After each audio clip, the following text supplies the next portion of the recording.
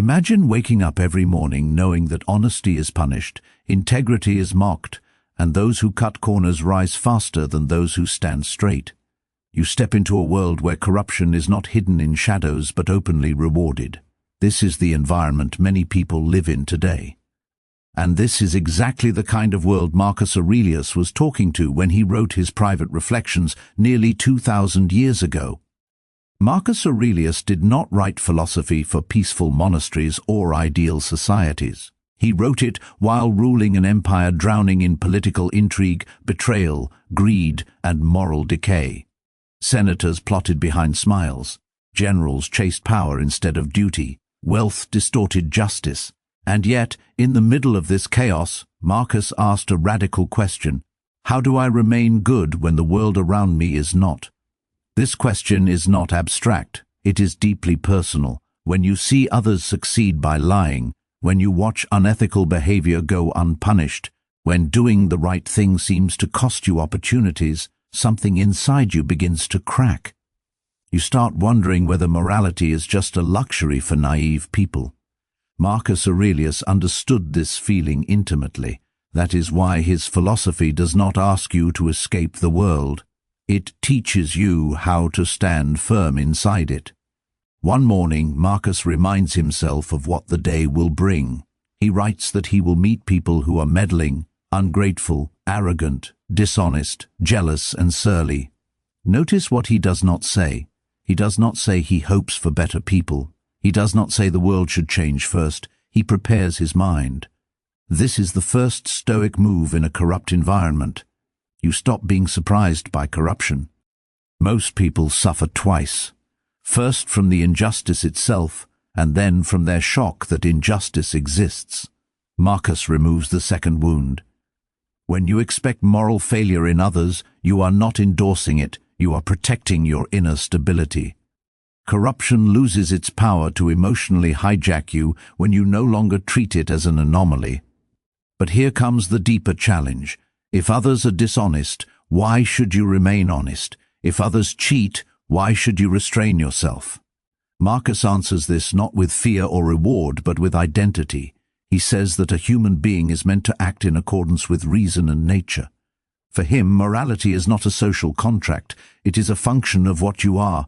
A knife cuts, fire burns, a human being acts justly. When you act against your nature, you damage yourself even if the world applauds you. This is one of the most uncomfortable truths in Stoicism. Immorality does not just harm others, it fractures your own character, and Marcus cared more about the condition of his soul than the approval of his court. Think about how corruption works. It slowly invites you to compromise just a little. One small lie, one silent agreement, one moment where you tell yourself that this is how things are done. Marcus warns against this gradual erosion.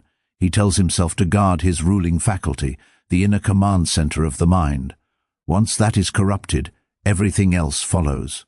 In a corrupt environment, the greatest danger is not becoming a victim, it is becoming a participant.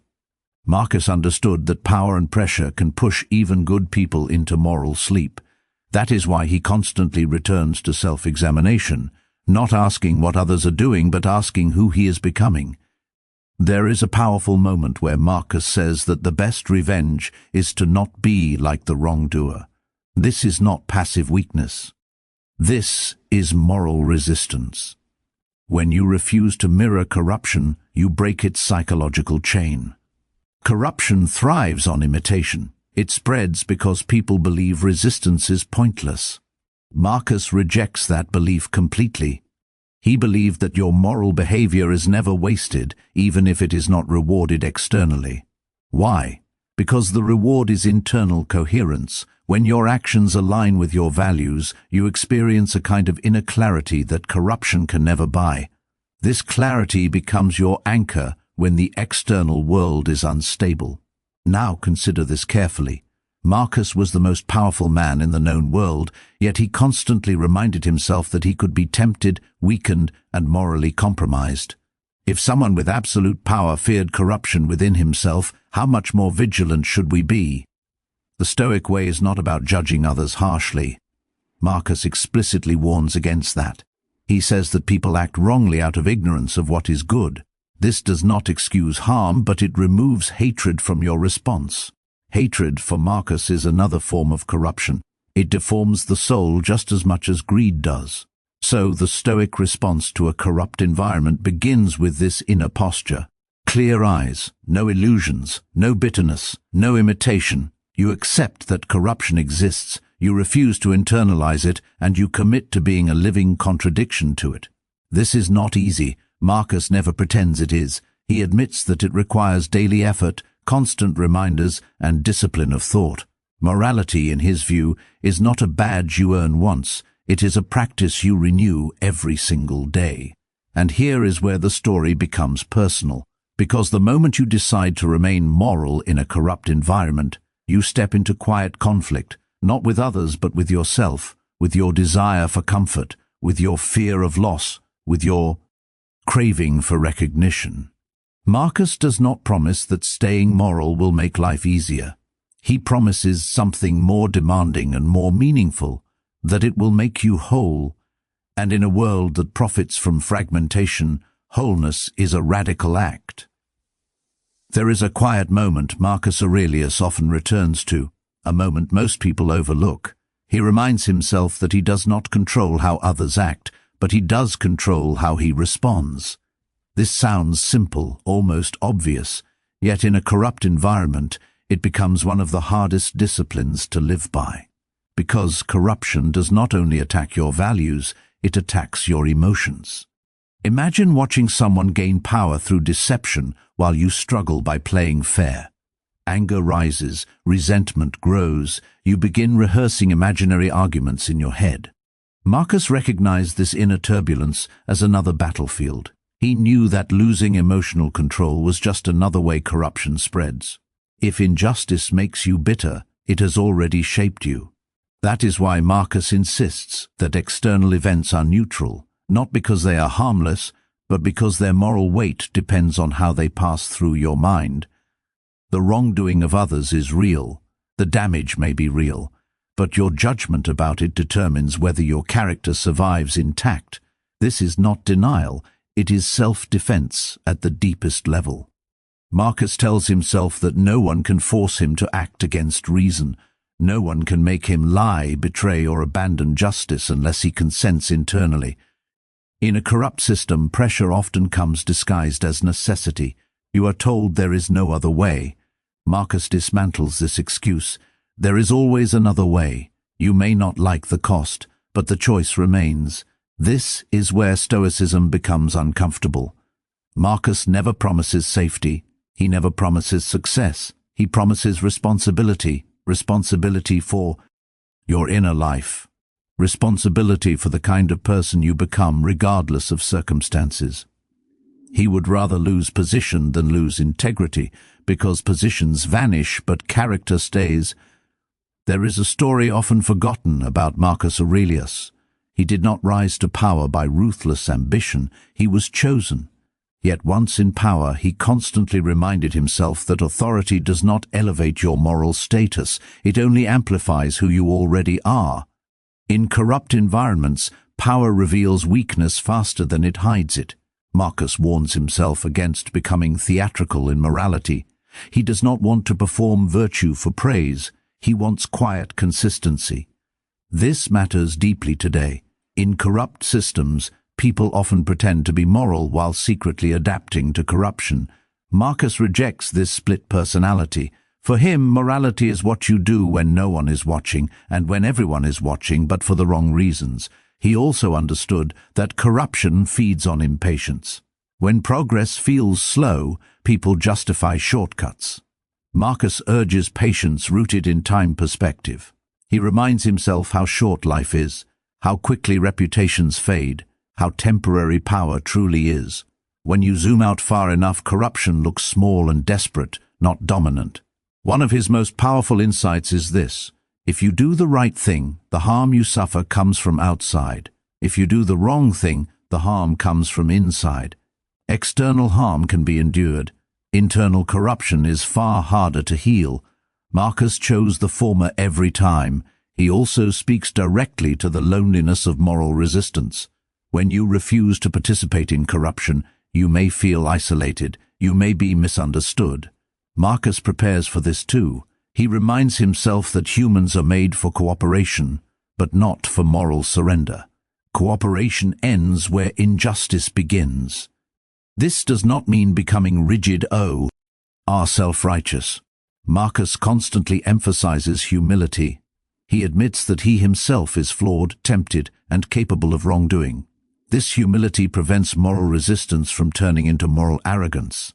He resists corruption without hating the corrupt. This balance is rare and powerful. There is a striking line where Marcus says that the wrongdoer harms himself more than he harms you. This is not moral superiority, it is moral realism. When someone acts unjustly, they fracture their own rational nature. You may lose money, status, or comfort. They lose something harder to recover: alignment with reason. In a corrupt environment, you are often told that morality is impractical. Marcus flips this argument. He believes immorality is impractical in the long run because it destabilizes the mind. Guilt, fear, paranoia, and the need to maintain lies slowly consume the wrongdoer. The Stoic chooses peace over advantage. Marcus also knew that resistance does not always look dramatic. Sometimes it looks boring. Sometimes it looks like silence. Sometimes it looks like refusing to celebrate what everyone else applauds. This quiet resistance requires more strength than open rebellion because it offers no applause. He trained himself daily to return to first principles. What is good? What is bad? What is indifferent? Wealth, status, reputation, and comfort belong to the last category. Justice, honesty, courage, and self-control belong to the first. When you keep this hierarchy clear, corruption loses its leverage. And yet Marcus never isolates himself emotionally. He does not retreat into cold detachment. He reminds himself to remain kind. This is crucial. Corruption hardens people. Stoicism softens without weakening. Kindness for Marcus is not weakness. It is proof that corruption has not succeeded. By choosing kindness in a corrupt environment, you assert something radical. That your values are not reactions. They are commitments. You are not moral because others deserve it. You are moral because you choose to be a certain kind of human being. This choice, repeated daily, slowly builds an inner citadel. Marcus uses this image deliberately, a fortress inside the mind that cannot be invaded unless you open the gates. Corruption can surround you, pressure you, even harm you externally, but it cannot occupy your inner territory without permission. And this is where Marcus Aurelius becomes timeless. He does not teach you how to fix the world. He teaches you how to remain unbroken by it. Marcus Aurelius often returns to one difficult truth. You cannot control the moral climate you are born into, but you are responsible for the moral climate you carry within you. This distinction changes everything. In a corrupt environment, many people unconsciously outsource their ethics to the system around them. Marcus refuses this transfer of responsibility. He reminds himself that wrongdoing by others does not cancel his own obligation to act rightly. This is not idealism, it is discipline. The moment you say everyone is corrupt anyway, you give yourself permission to decay. Marcus treats this thought as dangerous because it sounds reasonable while quietly dismantling character. There is a subtle psychological trap in corrupt systems. They normalize small violations until resistance feels abnormal. Marcus understood this centuries ago. He warns himself against becoming morally numb, not outraged, not cynical, but numb. Numbness is the true victory of corruption because it removes the inner alarm that tells you something is wrong. To prevent this, Marcus practices constant moral recollection. He repeats core principles to himself like a physician repeating a diagnosis. Justice matters, truth matters, self-command matters. He does this not because he forgets intellectually, but because pressure erodes memory. In hostile conditions, reminders become survival tools. Marcus also separates outcomes from intentions. He knows that acting justly does not guarantee just results. This frees him from despair. If you tie your morality to success, corruption will eventually defeat you.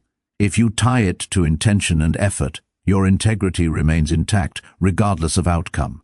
He writes that when someone does wrong, you should ask whether you yourself have ever done something similar. This is not self-blame, it is perspective. It keeps you human. Corruption feeds on moral distance, the belief that you are fundamentally different from those who fall.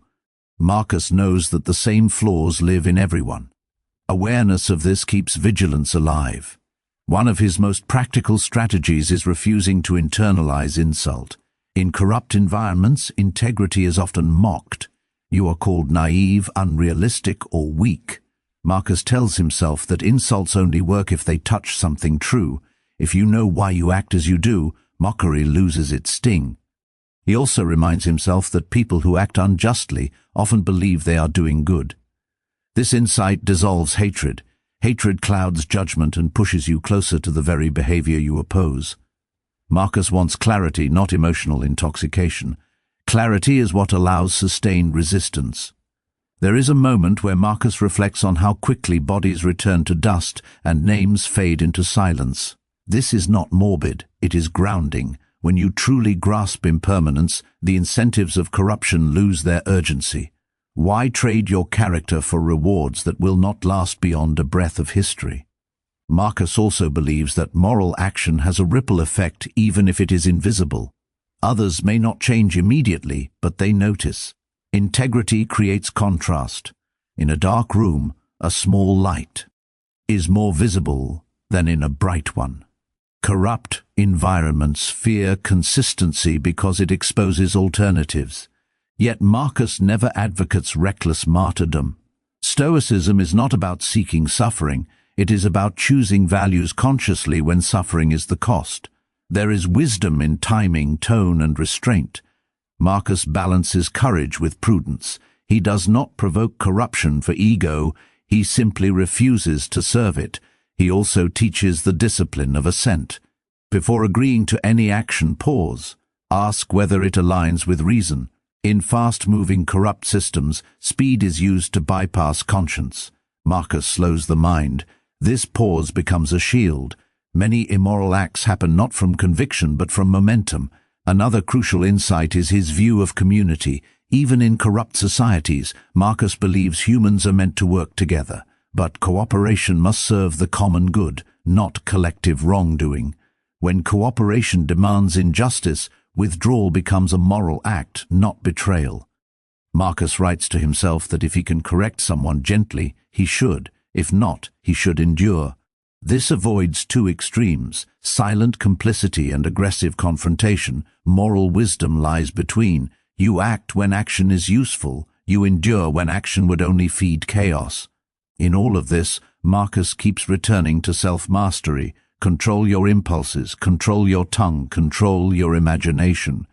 Corruption often enters through fantasy, imagining the benefits of wrongdoing, the comfort, the safety. Marcus cuts these fantasies short by reminding himself of their cost.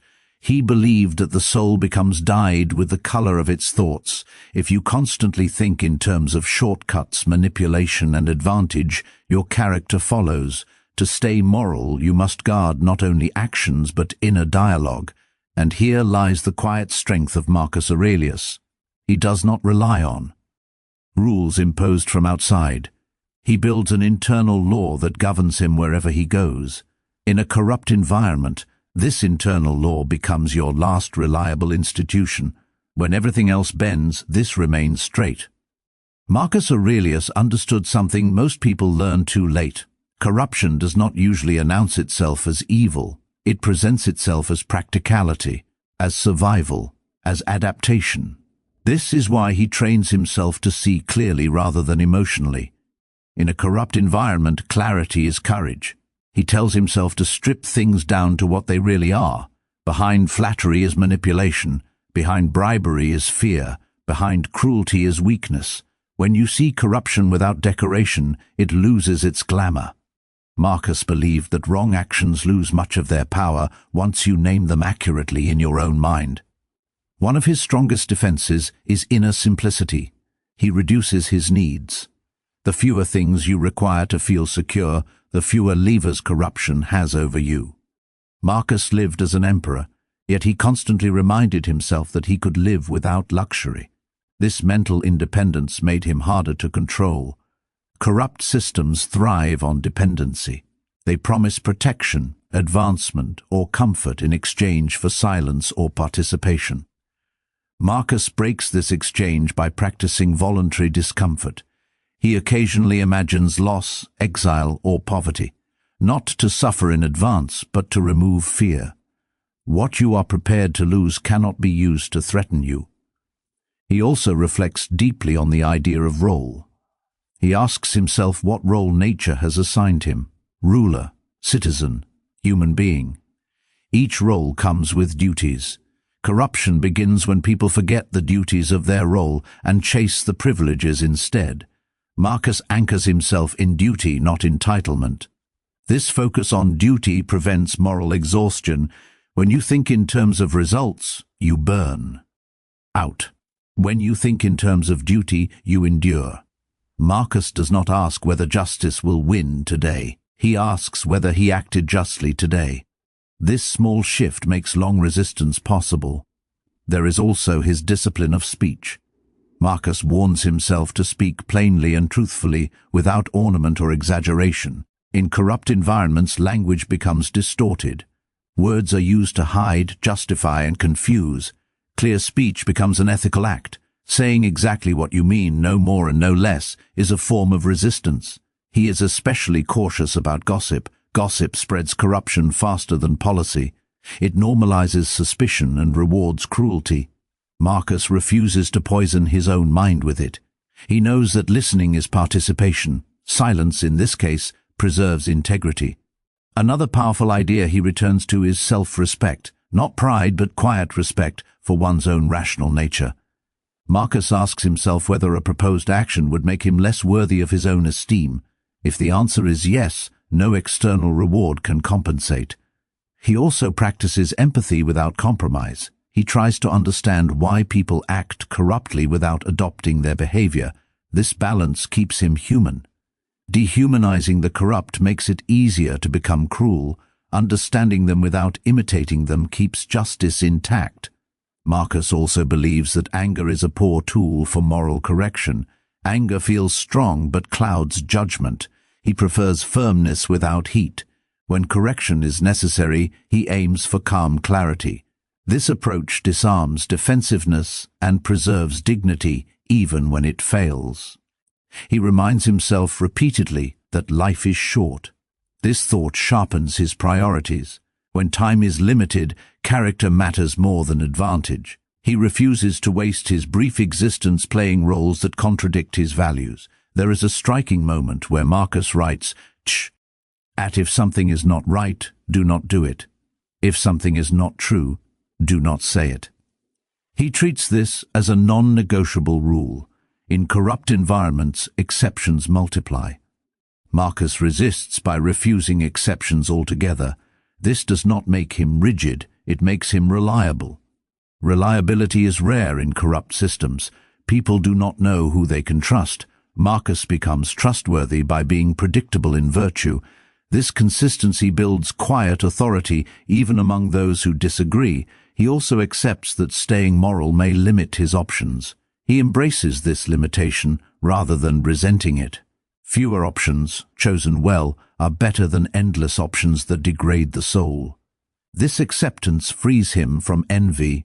Marcus Aurelius does not see morality as a burden. He sees it as alignment. When your actions align with reason, nature, and conscience, life feels lighter even in heavy conditions. Corruption weighs you down with calculation and fear. Virtue simplifies, and this simplicity becomes strength. Marcus Aurelius knew that the greatest test of morality is not crisis, but repetition. Corruption becomes powerful not through dramatic moments, but through daily exposure. The same small pressures, the same compromises, the same rationalizations repeated until resistance feels exhausting. Marcus trains himself to meet each day as if it were new. He begins by resetting his mind every morning, not with optimism but with realism. Today will include temptation. Today will include unfairness. Today will include people who act from self-interest rather than reason. By naming this in advance, he avoids emotional ambush. Preparedness replaces resentment. Marcus also recognizes fatigue as a moral danger. When you are tired, hungry, or emotionally drained, integrity weakens. He pays attention to his inner condition. This is not indulgence, it is maintenance. A neglected mind become vulnerable to shortcuts. One of his most practical insights is that moral failure often begins with self-talk. The quiet sentence that says just this once. The story that says no one will notice. Marcus intercepts these thoughts early. He challenges them not with fear of punishment, but with respect for himself. He often asks a simple question: would I be willing to explain this action openly? Not defensively, but calmly. If not, the action is already corrupt.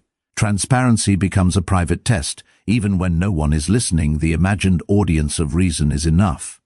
Marcus also emphasizes continuity of character.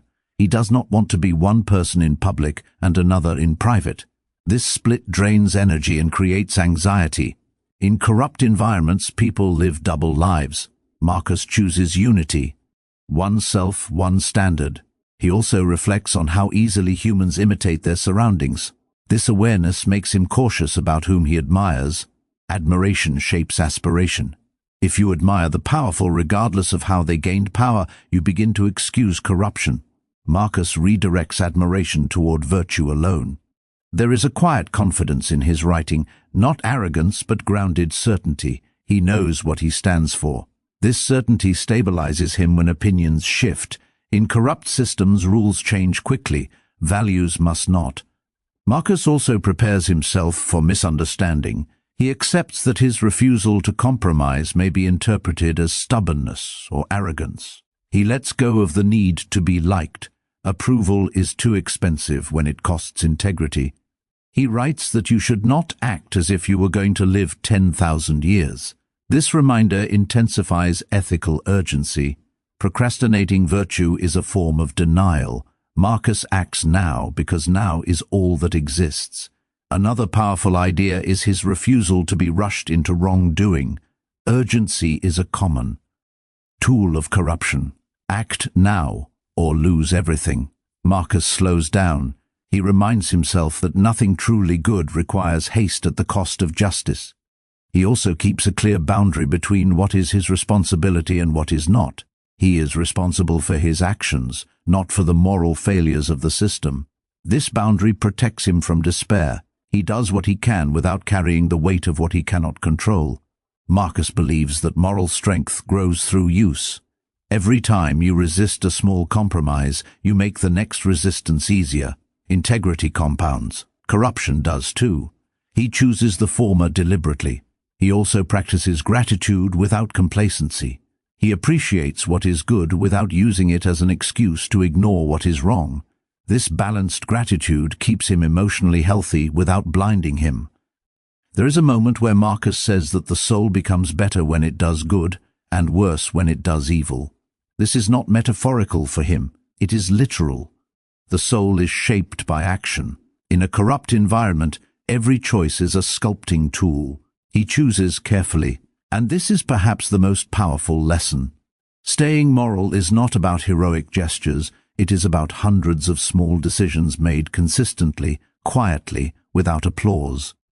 Marcus Aurelius mastered this art. Marcus Aurelius never believed that morality should isolate you from reality.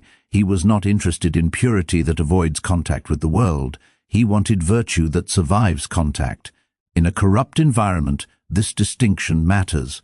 Withdrawal can protect you temporarily, but only engagement tests who you truly are. He reminds himself that humans are social beings. You cannot remain moral by pretending others do not exist.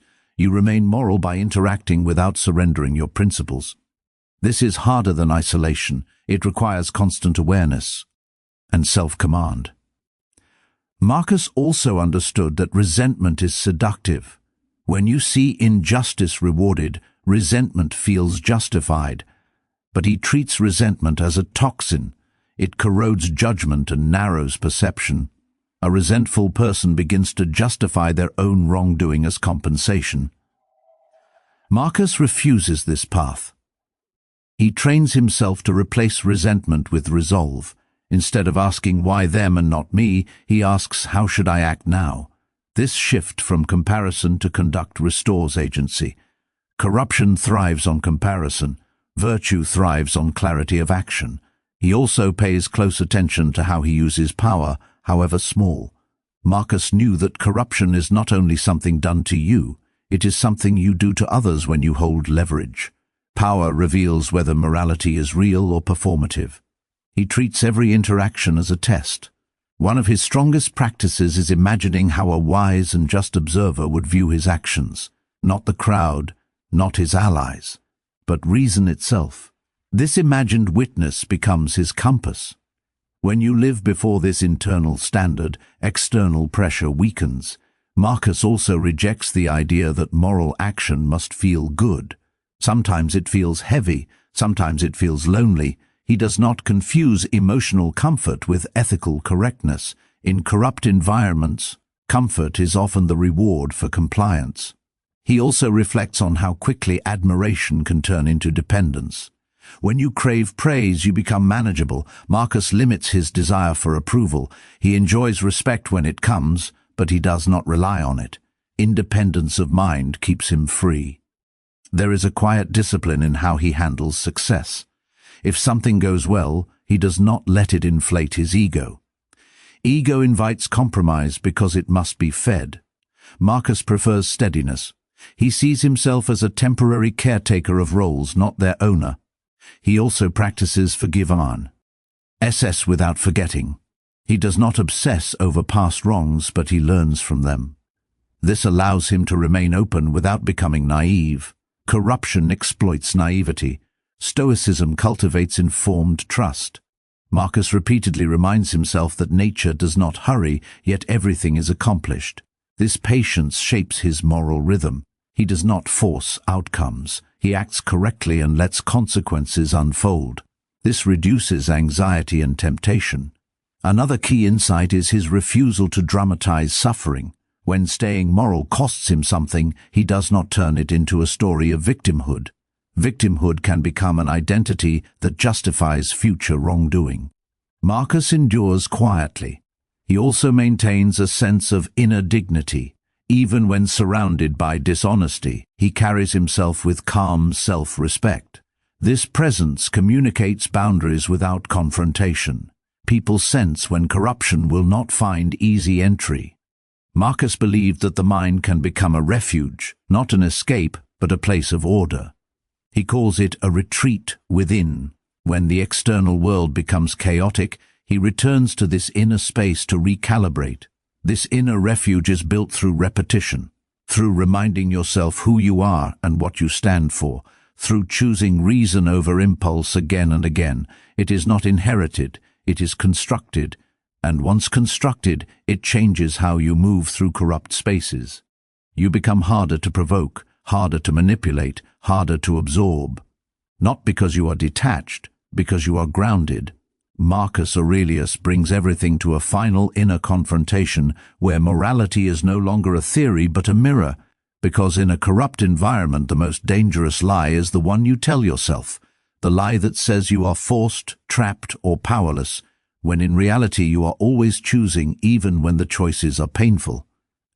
He insists that nothing truly corrupts a human being unless it passes through consent, and this idea strips away every comfortable excuse. When you participate in wrongdoing, even silently, it is not the environment acting through you, it is you allowing the environment to enter you. This is why Marcus keeps returning to the sovereignty of the mind. He wants to remain unoccupied territory. He wants no foreign rule inside his judgment. He reminds himself that he can be harmed, delayed, excluded, or misunderstood without being degraded, because degradation only happens when reason is abandoned. In a world where corruption is loud, fast, and rewarded, Marcus chooses something radically unfashionable: inner stillness. From this stillness he observes how corruption depends on fear, fear of loss, fear of isolation, fear of insignificance. And once fear is named, it loses some of its authority. He tells himself that the one who fears nothing outside reason is unconquerable, because corruption always negotiates through threats or promises, and both require fear to work.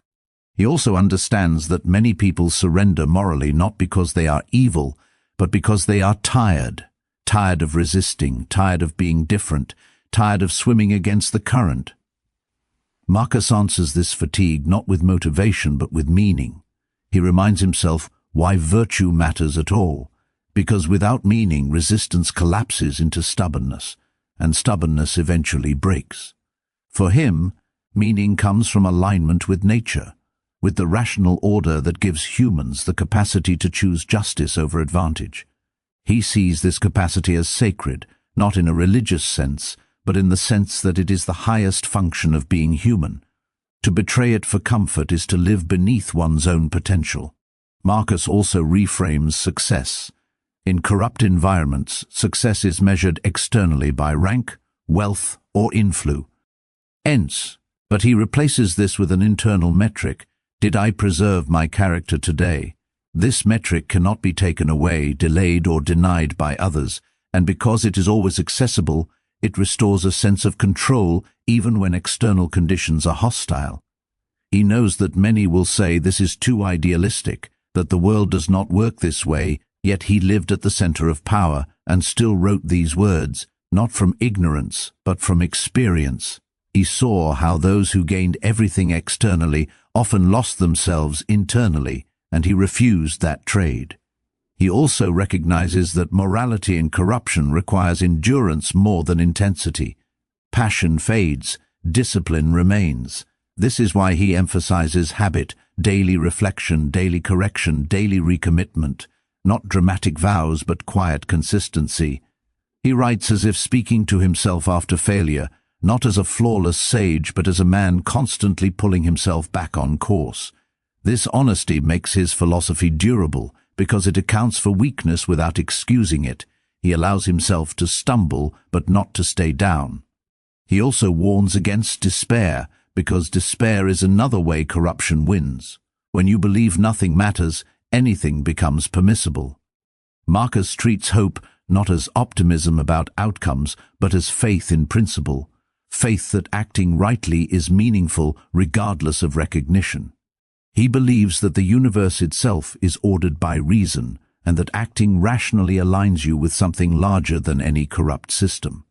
This belief gives him patience. He does not rush justice, he practices it. He does not wait for permission to be moral, he assumes responsibility. And perhaps the most powerful aspect of his teaching is this: he never positions himself as morally superior to others. He positions himself as morally accountable. This prevents his resistance from becoming brittle or well. He corrects where possible, endures where necessary, and always returns to self-scrutiny. In the end, the Stoic way to stay moral in a corrupt environment is not about winning against corruption, it is about refusing to become it. It is about walking through a distorted world without letting the distortion bend you inward.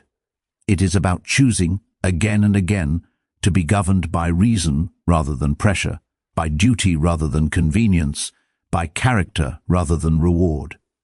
Marcus Aurelius shows that even when the world around you is unstable, compromised, and unjust, you can still live with coherence, and that coherence is not weakness, it is strength refined, the kind of strength that does not shout, does not threaten, does not imitate, but stands quietly and refuses to move, and in that refusal preserves something rare, the dignity of being fully human. Marcus Aurelius reaches a stage where morality is no longer about resistance alone but about preservation, because in a corrupt environment the constant pressure is not only to do wrong but to forget why doing right ever mattered. He notices that people slowly stop asking moral questions, not because they have answered them but because asking becomes inconvenient. This quiet forgetting is more dangerous than open injustice. Marcus fights it by keeping his purpose alive in language, in thought, in memory. He reminds himself that every action leaves a trace on the soul, shaping it either toward clarity or toward confusion. There is no neutral ground. Even inaction carries weight. When you look away from wrongdoing to protect your comfort, you are still choosing, and Marcus wants that choice to be conscious, not accidental. He reflects deeply on the idea that humans are born for mutual benefit, not mutual exploitation. Corruption fractures this natural bond. It turns cooperation into competition and service into strategy. Marcus refuses to let this fracture define his conduct. Even when surrounded by self-interest, he acts with fairness, not because he expects fairness in return, but because fairness is how a rational being behaves. This is a difficult stance, because it offers no guarantee. Yet Marcus trusts that living in harmony with reason is itself a form of order in a disordered world. He also warns himself against becoming morally performative. In corrupt systems, people often display virtue loudly to mask compromise quietly. Marcus wants none of this. He prefers unseen integrity to visible righteousness. He writes for himself, not for an audience, and this privacy protects the sincerity of his ethics. When morality becomes performance, it becomes negotiable. When it is internal, it becomes stable. Marcus is especially alert to how power reshapes perception. The higher you rise, the easier it is to justify exceptions for yourself. He counters this by constantly lowering himself in thought, reminding himself that he is flesh, breath, and borrowed time. This humility is not self-contempt, it is accuracy. By seeing himself clearly, he avoids the illusion that status changes moral law. Corruption often begins with the belief that rules apply differently to you. Marcus dismantles this belief daily. He also addresses the temptation to withdraw emotionally as a form of protection. When surrounded by dishonesty, many people harden themselves, becoming cold and distant. Marcus rejects emotional numbness. He believes you can remain compassionate without becoming compliant. Compassion does not require agreement. It requires understanding. This distinction allows him to stay human in whom. And conditions.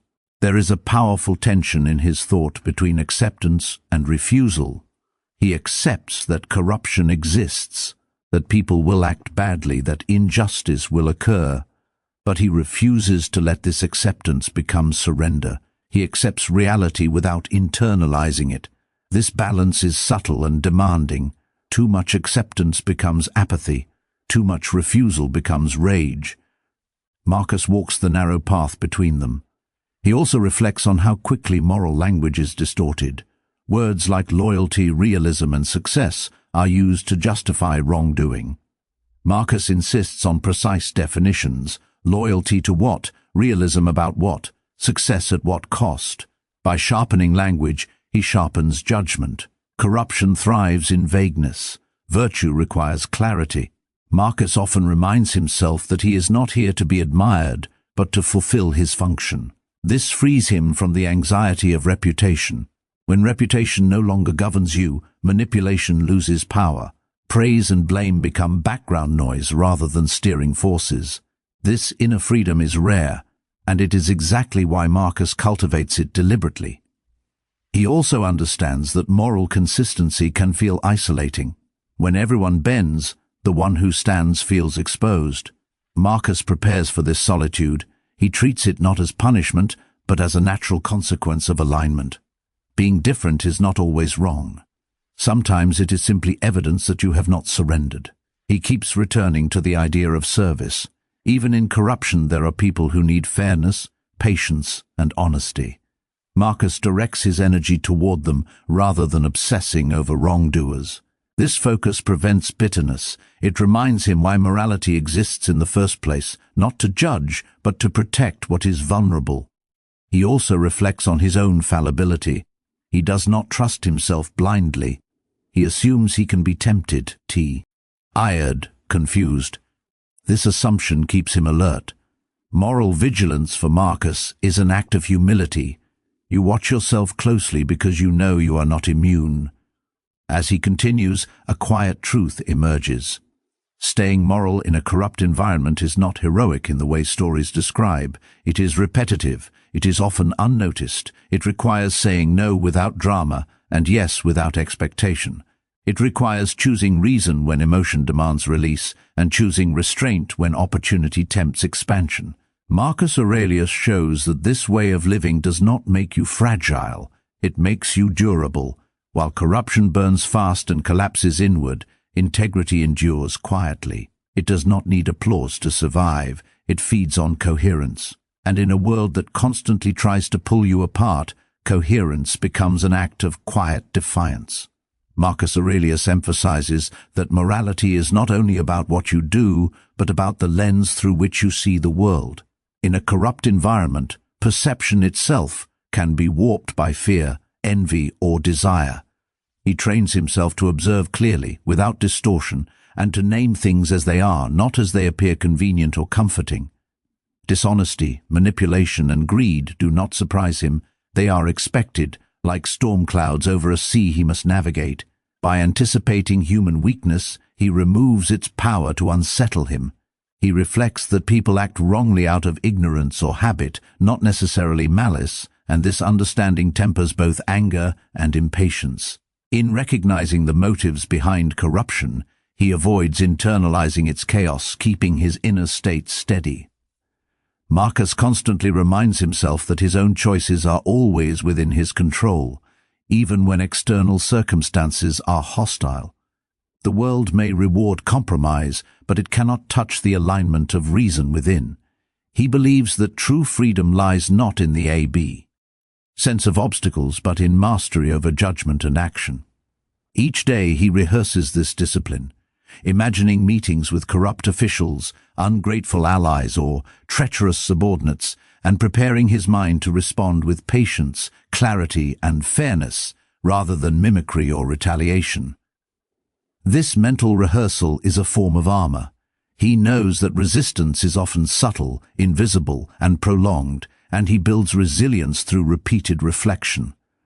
Marcus also notes that corruption thrives on imitation. When one person bends, others justify bending. Therefore, by refusing to bend himself, he acts as a quiet counterforce, modeling integrity without need for spectacle.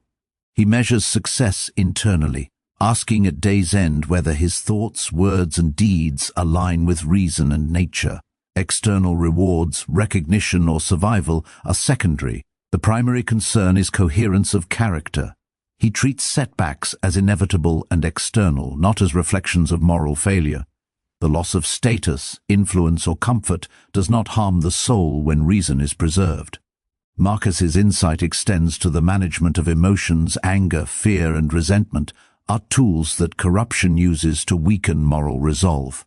He trains himself to recognize these emotions without acting from them, allowing reason to guide responses rather than instinct or imitation. He also cultivates empathy, not to condone wrongdoing, but to maintain perspective and avoid moral corruption through hatred. By understanding that corrupt behavior often stems from ignorance, fear, or weakness, he prevents reactive cruelty from entering his own actions.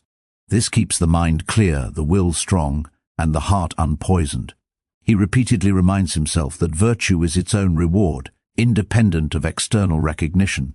In a corrupt environment, this principle becomes the anchor that allows sustained ethical AC.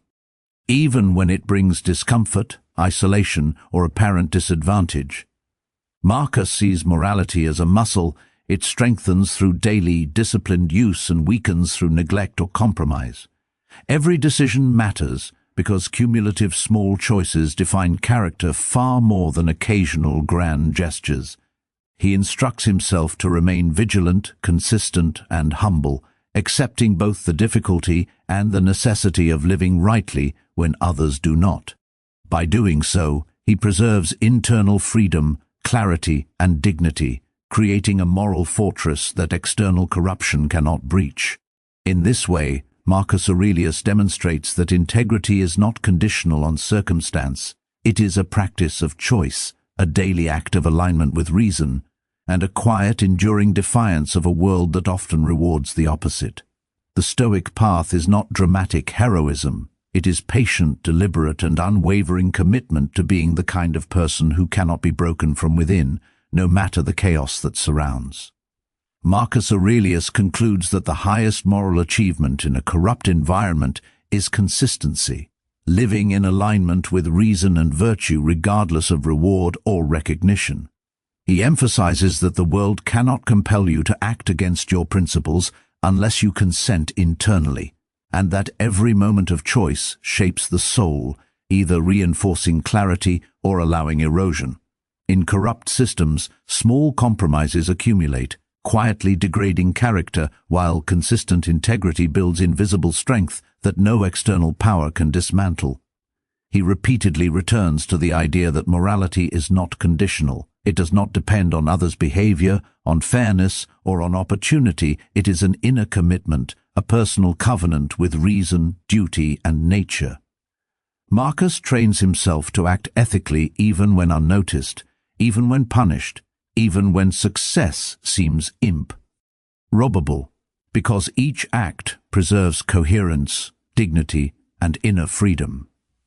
He reminds himself that external failure does not corrupt the soul, but internal compromise does, and that suffering endured for integrity strengthens the mind far more than comfort gained through dishonesty. He acknowledges that living rightly in a corrupt world may feel isolating, that recognition may be rare, and that adversity will be frequent, yet these realities do not alter the choice. By practicing patience, temperance, courage, and justice every day, Marcus constructs an internal fortress, a citadel of reason and virtue impervious to manipulation, envy, or deceit.